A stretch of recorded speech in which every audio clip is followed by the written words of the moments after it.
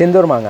എനിക്ക് തോന്നുന്നത് ഈ സീസണിൽ ഏറ്റവും കൂടുതൽ മാർക്കറ്റിൽ ഇറങ്ങിയിട്ടുള്ള മാങ്ങ ഇതായിരിക്കണമെന്നാണ്. ഇപ്പോഴും ഇത് മാർക്കറ്റിൽ ലഭ്യമാണ്.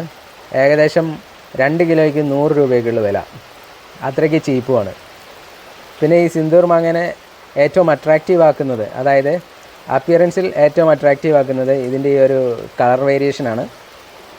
ഒരു റെഡ് കളർ പിന്നെ യെല്ലോ കളർ, അങ്ങനെ 2 കളറുള്ള മാങ്ങയാണ് സിന്ദൂർ മാങ്ങ.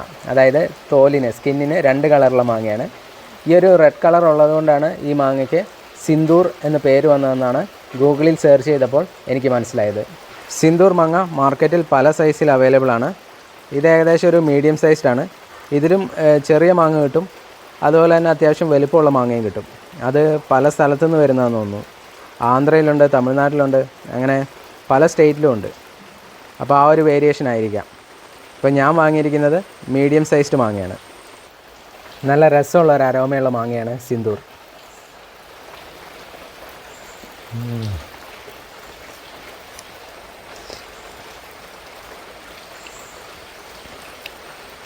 നല്ല മധുരം, നല്ല അടിപൊളി മാംഗോ ഫ്ലേവർ, അതാണ് സിന്ദൂർ.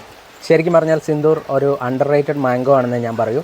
കാരണം അൽഫോൺസോയും മല്ലികയും മൾഗോവയൊക്കെ വരുമ്പോൾ സിന്ദൂറിനെ അങ്ങനെ കുറേ പേർ മൈൻഡ് ചെയ്യാതിരിക്കും. കാരണം മാർക്കറ്റിൽ കുറേ അവൈലബിൾ ആയിട്ടുള്ളൊരു മാങ്ങയാണല്ലോ. പക്ഷേ മൾഗോവേൻ്റെയും അതുപോലെ തന്നെ മല്ലികേൻ്റെയൊക്കെ ടേസ്റ്റിനോട് നന്നായിട്ട് മത്സരിക്കാൻ കെൽപ്പുള്ള ഒരു മാങ്ങ തന്നെയാണിത്.